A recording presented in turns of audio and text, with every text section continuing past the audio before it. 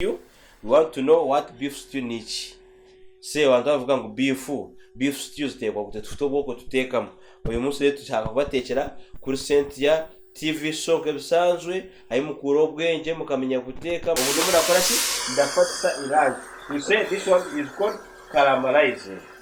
The method of cooking I'm applying here, it is called braising.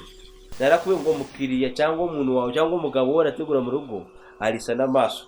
Itari nibanga Cynthia kinacyo kandi kikubwiye abagore benye abagabo tubaciye inyuma kubera ki uburyo mututekeramo, uburyo mutwambarira mu rugo ukasanga nakusanze mu rugo yambaye imikenyero mutubari tuvanzemo ako biravuga kuki byo guteka ko yambaye ibikenyero haze nasanze umwana yambaye akajipo niba mu rugo nyambara neza nanye mpore gukora ki ntekera neza mvuga to umugore wanje nago nzariya mu kazi nago nzariya muri restaurant nzariya ibyo umugore yatese. You see our beef has a good color, consistency, the sauce is thick, cooked together with the meat. What we have termed as beef stew.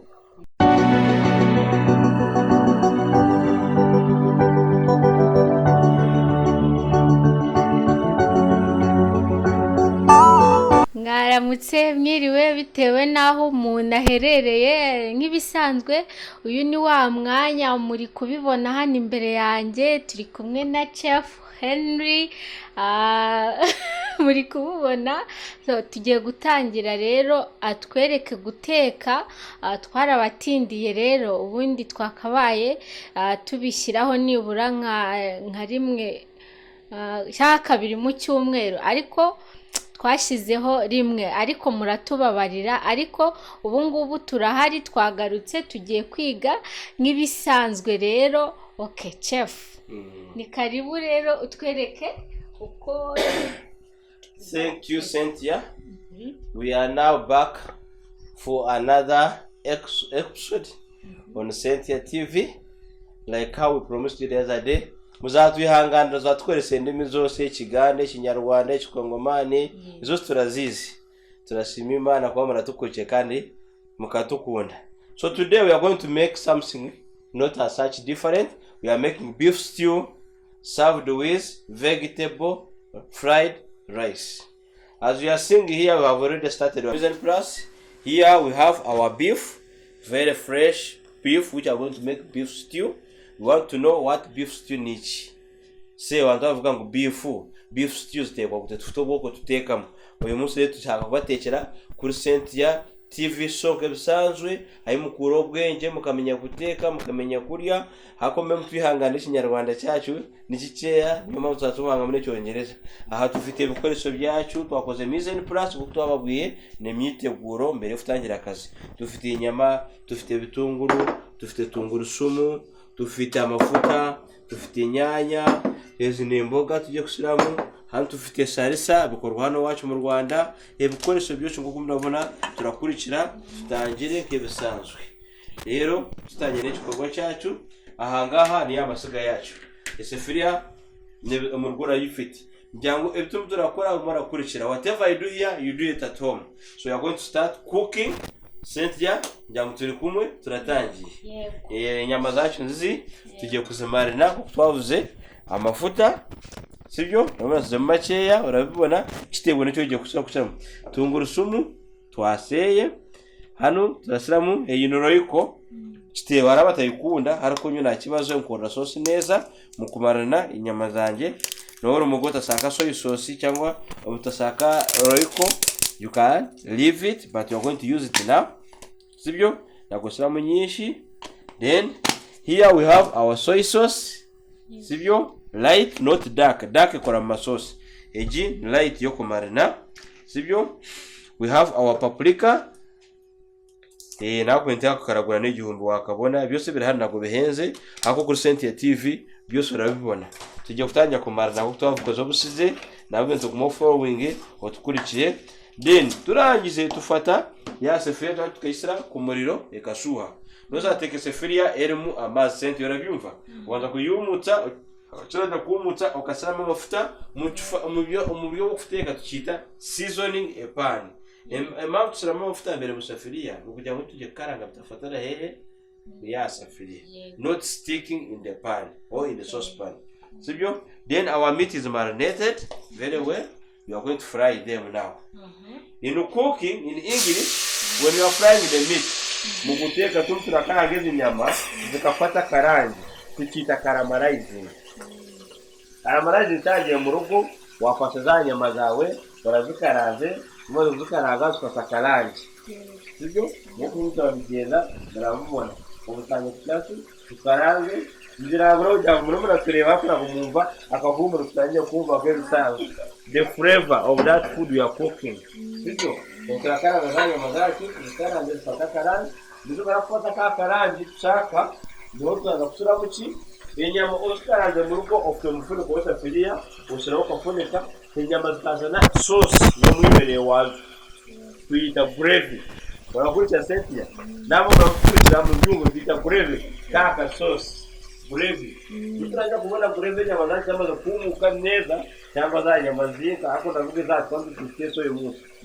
Then turasura muki bya bitunguru byacu za nyanya tufite za tungurusumu salisa magi kugira ngo iki ebukira teka biryohere wa muntu arimo arakora ki ajye kurya ubu muri akora ki ndafata irangi. You say this one is called caramelizing. The method of cooking I'm applying here, it is called braising. In brief, braising is a combination of roasting and stewing, meaning that umuntu mudakaranga inyama mu safiriya, which is pot roasting. Usakusira ku mushito ukasira ku ruhande rw'imbabura yawe inyama zikumuka cyangwa roast okota ukirangiza ukazana nyama wamaze kota ugashyira mu safiriya ku ngugu ukashyira bya birungo byawe ukakora stewing. Kandi nzere kumwe bakurikira kuri Cynthia TV, so ayitusange byiza byose with the Peve and Cynthia my host muzama kuki ariko no ngo guteka yari yabasabye mamazi twaratinze kuba kiganiro ikanagore cyo uzaba hebyiza kandi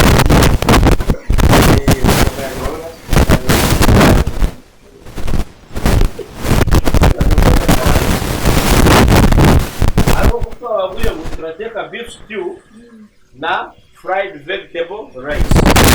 Wowe ufite umuceri ukaranze n'imboga Cynthia stewa no mutoje futekera usafute ko muceri gutari mu mafuta wari habata ufite birwayi maybe arwaye diabetes blood pressure muganga yamwe no kuzakoresha amafuta naki byose biremewe ewa na amafuta wabiteka kuba tutoboko bufuteka mutwazo kuri Cynthia TV baza hatukurikira buri munsi uyu munsi watetse inyama twazo braising ubutaha tutateka boil ubutaha tutateka iki uje turabasaba no gukora batukurikira bakabona ibe byiza bakahindura ubuzima bwabo bakirinda uburwayi bateka neza bakora siporo barya neza ngo kubukwiriye. Sibyo?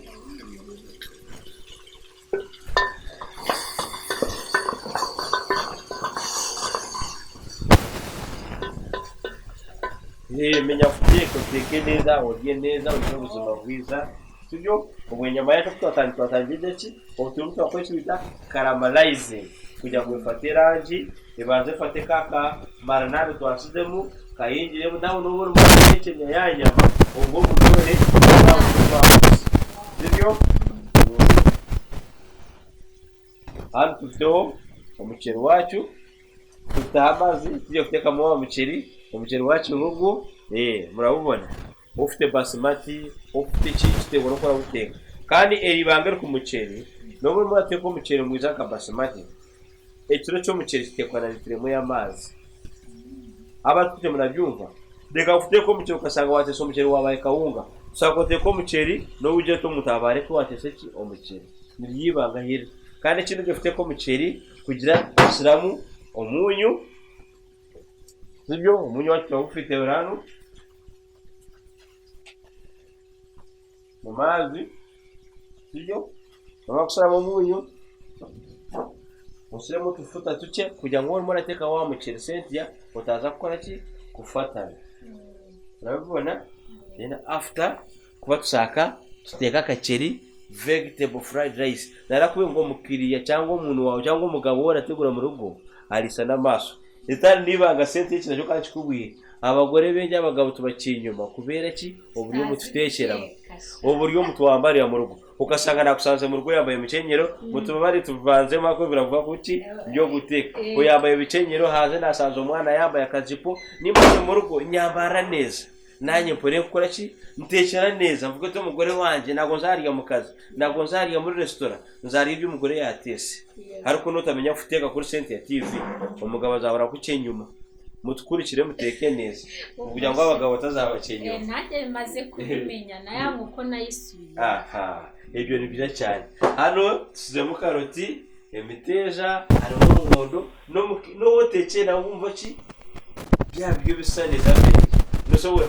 nzakucenyuma da Cynthia watekeye neza nzabanza kuri kumara yarashaka yishe reka nzaza ari umugore wanjye yambaye neza mu rugo watekeye neza ndarya neza ndishimye reka nuko bigenda umenye ko bakingo umenye no korashi no kurya neza umugabo aze atutse ku muryango harumva akagahuma ko murumva ahumbe bihumura neza sibyo avuga ati umugore n'uyu nguyu mutukurikire menye guteka na Merval mwishuraga kuri za kaminuza muzaye twishyure kuri Cynthia TV bayizane hano batuzanire tubigishe urumva yego ubigishe neza kabisa dufatanye na Cynthia TV show nuko twabagwiye mukomeze mutukurikire buri munsi uyu munsi tutese beef stew ejo tuzakora umugato ryoshye wakora kuri breakfast yawe mu gitondo wabyuse tuzawita toast sweet bread muraza kubiboneza no tuzabukora tuzabose ikiganiro cyo mukirebe ariko uyu munsi tufite beef stew no muceri gurumu imboga nuva mu batwica kandi marabikunda umuceri wacu twawuronze neza urasa neza nogeye kibazo kana unokateka umuceri ukateka kumugira isuku narabagwi isuku na wahoze guteka ukateka amabuye yakashya ariko ufite umwanda ntacyo bimaze Cynthia ibyo rero byumve ubwira abakunze bacu baratukurikira abarakunda Cynthia TV abarakunda kurya uyu muceri wacu rero urabubona na magara 500 nusu sibyo ubure amazi yacu natwe atese niki ni nusu y'amazi ubuzinga kareba amazi raki ugasamo wamuje kwatsanga yes beef ya stew the egene naki no amuceri ekindi abantu benge rero sako basobanura kugira ngo wumve neza reka twaze kugira ngo twaze Imana yatutumye tuhindure ngo zanyu muzabitukunje ibintu byemeriye stew niki stew nekintu watekanye n'isosi yacyo mu Cyongereza twavuga ngo something that you are cooking with sauce niziba ziri imboga wazitetse tukazifite sauce ziba ziri stew ntabwo sako zakaranga inyama urahando kore sauce rero bite ki stew oya izo nyama ziba ziri ki fried cyangwa zo braised ariko no teke inyama ukaziteka kateka na sauce yazo ukarura umugabo wa kasosi kana musoro n'inyama ibyo bagita stew neberi inyama zinka ni beef stew neberi inkoko tuyita chicken stew neberi fish stew baratukurikira njya muratureba nawe byiza muri murabyumva ariko se akagahumura muri murakumva kuko n'umuntu kuri Cynthia TV barakumva ndabizi barakumva mutukurikire byiza tuzabahe byiza kuri Cynthia TV tuzakora byose tujyo uyu munsi ejo ubusize twatese inkoko twise fried crispy Cynthia sibyo cyangwa Cynthia fried chicken uyu munsi tusize beef stew iyi ne bisazo mu rugo wayiteka sibyo ntabwo ngo ndashaka ikintu cyangwa kugura inyama ibitunguru inyanya salisa wavura ukateka ki inyama ukarya neza sibyo turagenda turi kumwe aka gahumura kumva bwira wa mukozi wawe rero Chef Henry Cynthia TV ibyo turakora ibikorwa byiza biryoshye ahubwo ntibibagirwe mukore subscribe na like na share kugira ngo abantu benshi cyane abamama babashe kumenya guteka kuko tuba tubikeneye cyane sibyo Chef yego cyane oya twaze kugira ngo tubafashe mumenye guteka ushaka mwebwe no gutukurikira mukatwumwanya mukajya muri comment mukahandika ukavuga Chef nyewe nayisanzwe uteka inyama kabigenza gute none se ko nabonye bigenza ibicyo bita Cynthia TV show with Chef Henry fatika yo handike turakurikira turiga ubukurikire sibyo so that we can teach you learn how to cook, you learn how to maintain your family, your husband, not to eat in the restaurant, n'abantu kurwara inzoka no muzatubone tufite bidabirene bigenda bitukajya ngufite amafaranga ni inzoka senti abantu nako baze kurya kuri ibyo shaje byose ariko we Cynthia TV uzamenya kuyakacereka sitimize neza uzajya kacereka mu imboga uzajya kacereka mu amagi tuzabikwigisha tukurikire subscribe. The best is on Cynthia TV. So Cynthia ya nyama yacu wanyegero kareba ahegeze kugira ngo na wa muntu wacari mu ruganda marateka rebe urabona hano kwemeze ubu ngo bahegeze Cynthia sacu kwenyama y'umutsemeze guti nayo kwa ekakuryohera ariko twebwe uyu munsi twiyemeze gutegura ki beef stew nukuvuga ngo beef stew ni yanyama cyari mu isosi era ribwa naki no muceri nimboga twabategurira umuceri ni starch nimboga starch in English it produces carbohydrates. Carbohydrates, they are energy giving foods bya terembaraga. Izi nyamazo they are proteins they are body building foods nebiryo ebiroba kaki omubiri ukarwanisa ki oburwayi nebindi reka tuburigisha kugira ngo menye omubiri mwizo kukura kitebo cyo wali nago zahoro ryebirayo karyebirayo no nago zagira nakitobo kuramo sibyo hako mu nyama barakora proteins mu muceri avemo starch mu mboga avemo vitamins umve ko wariye neza ufite vitamine mu mubiri ufite proteine ufite naki na carbohydrates rero tegeze sibyo akarangi akafashe nakahumuro girango urumora ko and you are hearing the flavor. I think that person is watching us making this fried beef of ours. Just before we put our ingredients, he is hearing that flavor. Urumora byumva emabu navuga ngo urumva byumva ebitu turakora handa mu rugo murabikora wabona stage tugezeho urumva emumure byo byacu ubu rero Cynthia yaje gusiramu bya birungo byacu twatateguye sibyo bya bitunguru byacu wakase urabibona bibi bikase neza kandi kindi nago shaka woro mu rugo rumurandeba nawe Cynthia uje guteka nuzacopinga igitunguru kusanga kisinuka menyo mu isosi chopinga igitunguru cyangwa kikate cyane kugira ngo nindamuka akafata ibitunguru byanje kabisara hehe in the sauce umuntu wanje ndazabone kunaze mu gitunguru akamaro k'igitunguru mu biryo kizana muki kakahumuro keza akubita ammonia sibyo because that guest is eating that food he get that flavor of the food because narakubuye when we are eating we eat with eyes, we smell with the nose, then we taste with the mouth.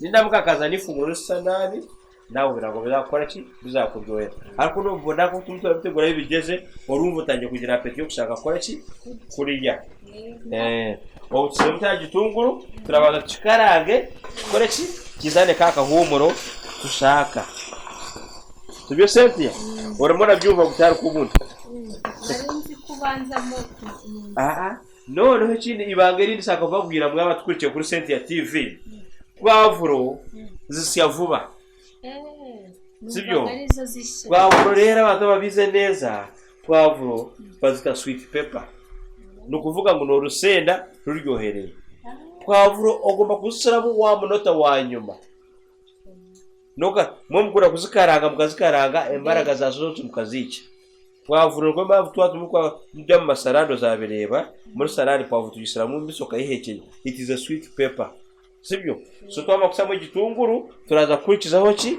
inyanya hako akahumura rakumva wawo no mu rugo sarimo rakumva bose bari reka kuri Cynthia TV narababwiye utarakurikira Cynthia utarasubscribinga utarahamagara mugenzi wo nabuzabone bizakiri ntabwo zongera kuja muri hotel ntabwo nzo kwa hotel batwange ariko turigisha guteka no Cynthia turaje tugurya turumva byahiye sibyo twita in cooking we call it sweating sweating mu kinyarwanda nyawo no kututubikana igitungu nabo kishiririye ubu cyashiriye kiratutubikana kirimo kirazana ki kaka humuro ubuje gusira muzanyanya nyanya twakoze cyaje mise place twavuze twa choppings sosi nyanya bazikasiyari twazukoze cyari tukora mise place tuje gusiramo inyanya cyangwa se kintu sakumva zotsi inyanya ndasiramo ibiro binga yoya usiramo kaceya kitego nicyo giye guteka turi kumwe uburyo bwose yo mbabwira umuhumuro buranyishe ndahazi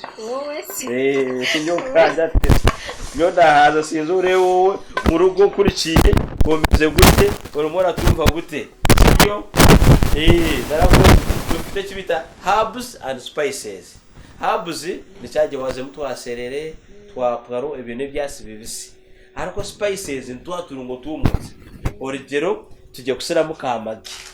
Akamaro ka magi niki no kugira ngo bukore ki biryohe magi no munyu wo ibanga kuri senti yetize bitandukanye n'abandi no zafate magi kandi ukasaramo munyu mwinshi ukasaramo roiko baransinga no wazamo kamagi kwa magi no munyu roiko iri mu munyu soy sauce no munyu kubwizina ryabwe no munyu sibyo ndakubuye ngo ibanga tekera umugabo wawe neza ibyo buhumura kuko rumora byumva sibyo bifite akatest ke nabaza kucyenyo ndakurahiriye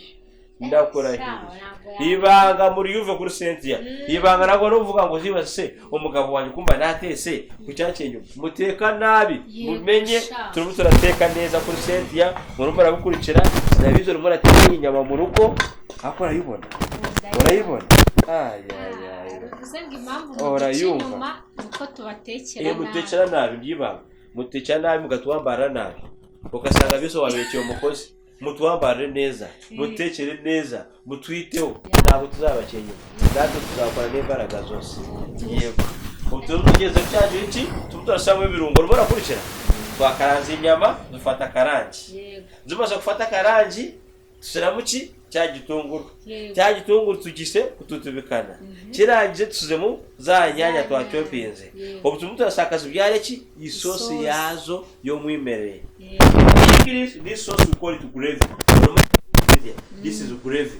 Gravy ni sauce yawe naki ni nyama utarasira amazi kabanje murago mbizo urafata inyama ukasanga wazitogosheje umaze kuzitogosa wa mufa wa utogose wa umenye ukakaranga inyama uba wamaze kumena uburyohe bwose bwaje mu ya mazi watogosheje deki inyama nakintu inyama negikasi uburyohe bwo mu nyama mu mazi y'inyama ubu ngobo ndakubwira nawe urumura byo nufite stinge inyama uravuga uti narahombi uto mugabo wanje naramwishe ubu ngo baje kurya neza kabisa wese ngiye nakomeje ariko kugira amatsiko yego iyi ngira ajya muri rya ndayisira mu nyuma ko nakubiye ngo esya 0 minute nyuma ya salisa nyuma ya salisa ko sakibyare sose wono gikibazo gituyita pavuro cyangwa green pepper cyangwa mu Faransa magamba yandi bayita capsicum. Iyi ngiyi kubesya 0 minute katusigarisa gasiki kakahumuro kayo niyo mpamvu gishyira mu ki nyuma wori ibesho kayikaranga ugasanga siki nago uba wamaze kwica ki akaciro kayo niyo mpamvu batukurikiye kuri Cynthia TV amabanga yacu rumura yumva tugeze ku cyaje ujya tumutosamu bya birungo byacu iyi ni kenzi sibyo sinzi if I'm saying it in the right way kenzo ni bisanzwe byo wacu hano mu Rwanda byiza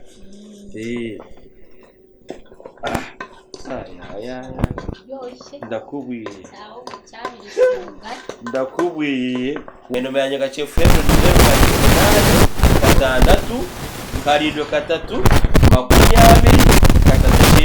ufite birori ufite usanga cake usanga getting usanga kuri ibyo tukabikora ndavuye sente onyemereye ikintu nacukana ngo no kwamamaza twigisha na catering bitanye kuvuga bakita Esther's 8 icyo nakaciyemo aruke byiza bidusanga hano kuri Cynthia TV turarukwera urabona yanye macyo yegeze mu gisura kwa roiko rero bahita mu cyuzu mix yongera uburyohe ndasiramo kaciya kitewe naki n'inyama tutese nago turasiramo amazi arabyibuka ako mu guteka turi muri hoteli nago tukura kwesa amazi ya Robin Cynthia dukoresha umufa kuva kwa bosheje umufa kugira ngo yanyama yacyo cyo kugeza yohe akabika paprika nakasiramo kugira ngo inyama yacyo ikore neza kaka sauce na mukanyo yaza kumva amagara mu inbox umugabo yari koma yarebe nyame tukoranye za mwisi hari sauce rifashe mwebona gusanga ufite ka sauce kuna kuvuga ngo nyabarongo no kisamo bugari omugabo azamura akaboko sose manuke kujya ku kironja nako byo kuteka ku Cynthia tujye kuteka akasosi temwe n'ebirungo byacu akasosi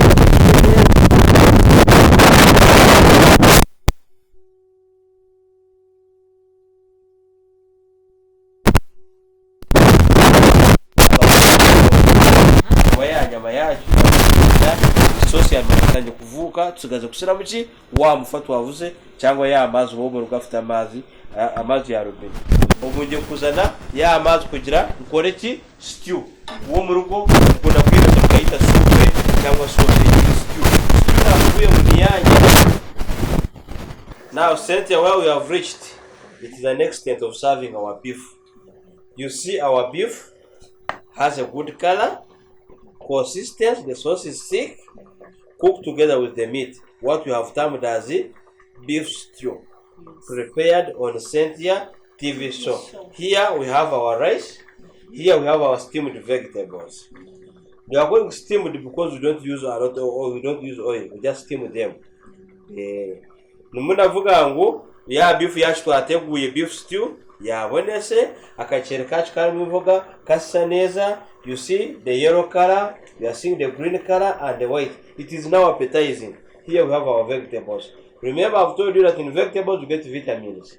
These are starches, carbohydrates. Here we have proteins. Obusente tugiye kucacu korwa nyinizina cyiza cyo kupretinga ibiryo kugira ngo wa wundi wakiriye ni nyoko bukwe ni so bukwe no mugabo wawe ninde na yabo mwana wawe arebe ibyo birasagute birakoretinze gute biratera peti cyangwa no gufata agayoro kasukaho umukiro kasukaho sozo kaherezo umuntu ngara mwaragaburirwa oya nago nbyo to kuri Cynthia TV tusake ibintu byiza bisa neza on our show we want very well presented food because we are teaching you. Remember twakubuye ngo kuri Cynthia TV tutekera makwe kuri Cynthia TV twatekera birthday ufite birori obuyomore oro muri diaspora vuye hanze usaka wa muntu yakutekera n'abakozi twabakurangira ko turi gisabenje kuri Cynthia TV. Enomere yanje ni 078 gatandatu 73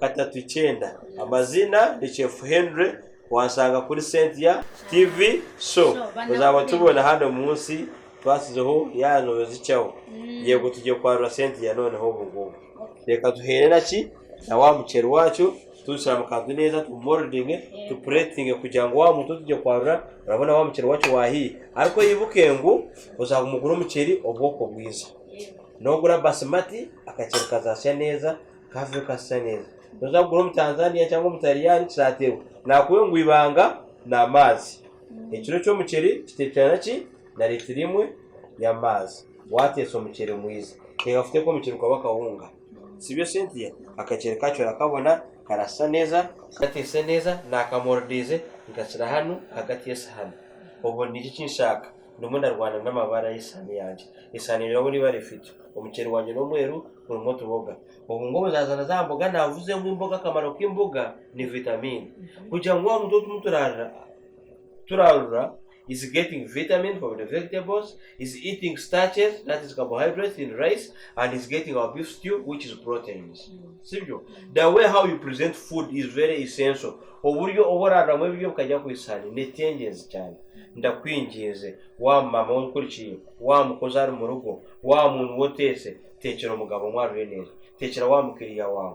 Sibyo ragisu yore kisuku byora murakora.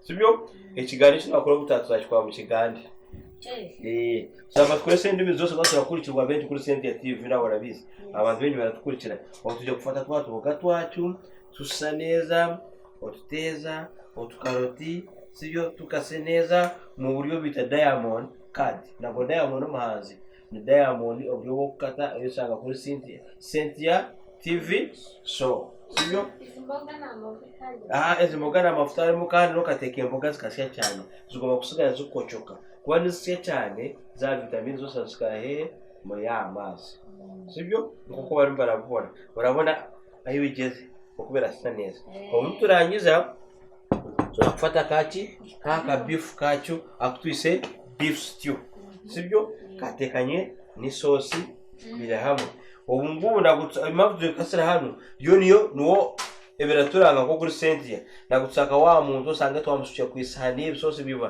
kube cyambere oje gabura nagoze kasaka isosi nyinshi cyangwa nyeya byiza kasoso rakasira ku ruhande you see inyama yacu kerasa neza sirema kasosi kafashe neza etari ya inya barongo nakubwiye cyangwa nyabugogo iyi sosi y'umwimerere ifite mumuro esa ininga mu maso esa neza nduzanye tuzane tutereke he kuyasahani yacu kugira ngo wa mukiriya wacu ugiye kurya akasosi kari ku isahani n'umuceri sibyo well presented urabibona utuboga turi ku isahani akasosi ngako ohereze wa muntu wacu ubukira ku cyo Cynthia ugiye kuntestingira ifunguro yacu namaze kupretinga ya sahani yanjye kuko nabikubwiye izi ni imboga akana kakaceri iyi ni ya beef stew yacu ubu burenganzira nabwo gufata isosi ukayisuka ku isahani ukarya ifunguro ryawe nabwo navuteje ko buri bose akukuryamo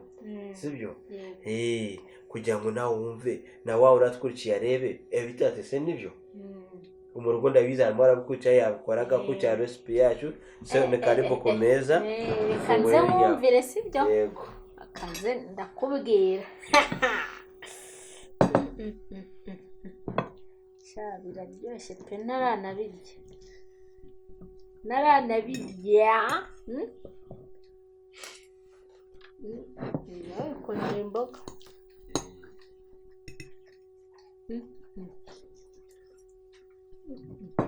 urabyumva gute imboga zitahiye cyane zisigaye zifite ka karangi kazo hako ntabwo tegeko ngo zakore semiteza buri cyo Cynthia no ufite dodo wazitese neza no ufite penari n'isukuma wiki ubwo n'amasaza imboga zose wateka ariko ifunguro kumva balancing hano na amavuta steamed kwa byose n'izirimo amavuta Elio ndi yabanga bazasanga kuri Cynthia TV umva biraryoshye pe n'ukuri batukurikiye rero mukore subscribe kuri Cynthia tuzakomeza kukisaho byiza nshyize hano agasosi sibyo yego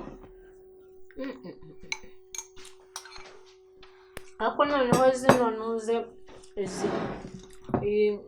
zino mboga nzi ko imboga nyine zitarimo amavuta zitajya ziryoha rero ibyo nibanga wamenye yo kutibuka sanga imboga wazitese miteza yabaye icyasi yabaye umukara ntabwo ni byiza sibyo kwa twavuze mu imboga zivamo vitamine wowe imboga umaze ukocoka neza ya vitamine urumara yumva irakwinjiramo uzabona hakotse utekeye umuntu atangiye gusinzira atarahaguruka aho yari yicaye iyo nine kamera ngo wa balancinze ki ebo watese Cynthia eri funguro wariye rotoboga inyamera mu isosi yahituze beef stew na wa muceri wacu wa vegetable rice umvise bimeze rute kugira ngo na wa muntu atukurikiye aho kuri Cynthia TV bakisaho ibintu byiza bakateke ibiryo biryoshye umva biraryoshye ako ufite n'Imana ntabwo ari guteka gusa ni byiza ni byiza bya bindi bindabwira baba n'abatukurikiye